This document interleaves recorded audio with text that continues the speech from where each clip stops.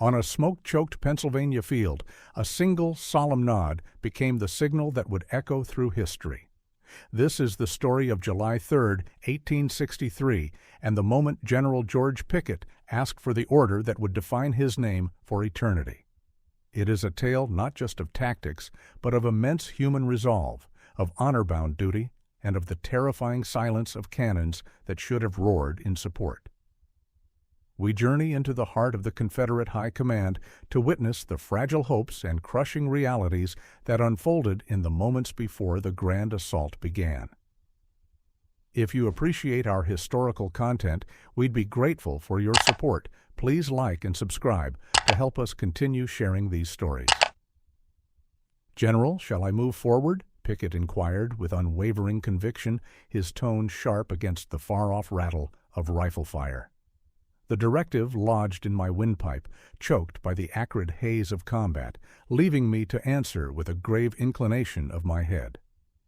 He acknowledged the command with self-assured dignity, touched the brim of his hat in a gesture of respect, swung up into his saddle with agile purpose, and cantered toward his waiting men, the soft clinking of his spurs fading as he went.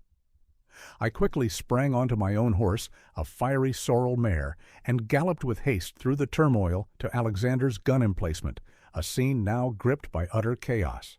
He informed me, his features darkened with soot, that the very batteries held back to shield the infantry charge had been pulled away on the explicit command of General Lee's chief of artillery, stripping us of cover. Furthermore, the shot and powder for our active guns were so desperately scarce that they could offer little meaningful cover for the attack.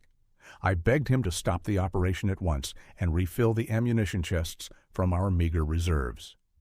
But, to our misfortune, no ball, case shot, or black powder was to be had. The containers were barren. The plan was now immutable, for General Lee had pledged his full determination and personal honor to this action, and would brook no postponement. At this pivotal instant, several of the foe's artillery crews and their pieces were observed pulling back quickly, embers scattering from their iron-shod wheels. This vision kindled a fleeting flash of optimism in our ranks. Pressing orders were quickly carried along the formations by couriers on horseback to advance with resolve, the soldiers now stepping out with lively, eager paces like hunting dogs set free from the leash. As they marched by, the commanders rendered crisp salutes, their somber faces still projecting an iron will, eyes locked on the high ground before them. General Pickett, always the picture of a horseman, sat his buckskin mount with natural ease. His auburn hair, uncut for many months, rested quietly on his shoulders like a fighter's cloak. Pettigrew's division, their flags cracking in the fitful breeze, quickened their pace commendably and dressed their lines with the neatness of a dress review. So the great movement commenced in sober truth, fifes crying a high, sorrowful melody. Hardly had the lead elements moved out before the following lines, their bayonets shining faintly, stepped into place with martial precision.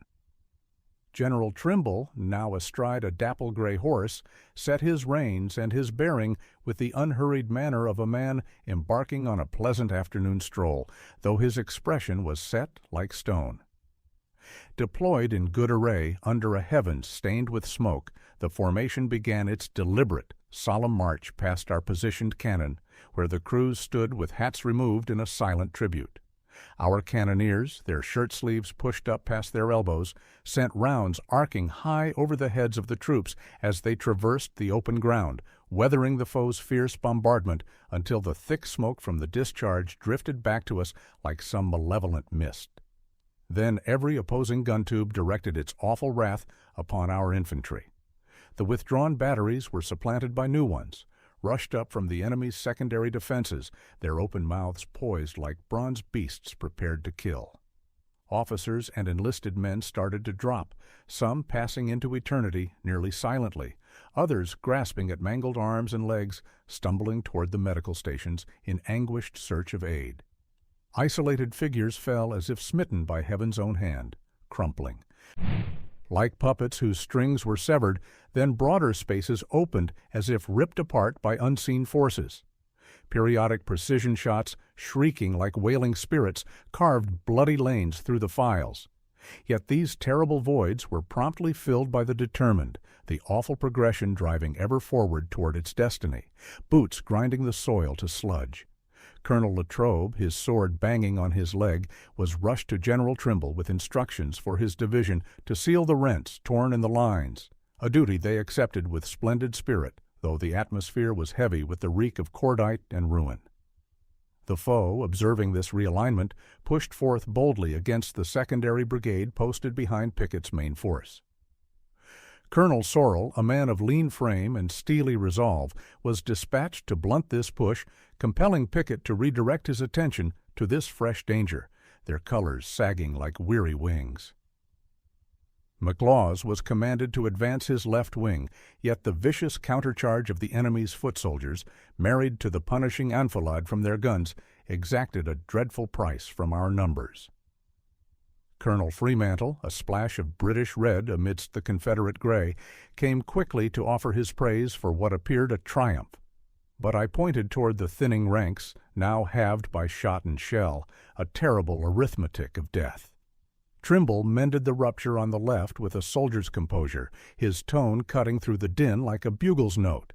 Yet on the right flank, the enemy massed in numbers too great to count. Brigadier Garnett went down, his horse tumbling over him as he fell.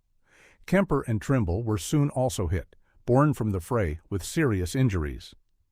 Within this slaughter, Generals Hancock and Gibbon were likewise felled, their destinies reflecting ours in a cruel symmetry.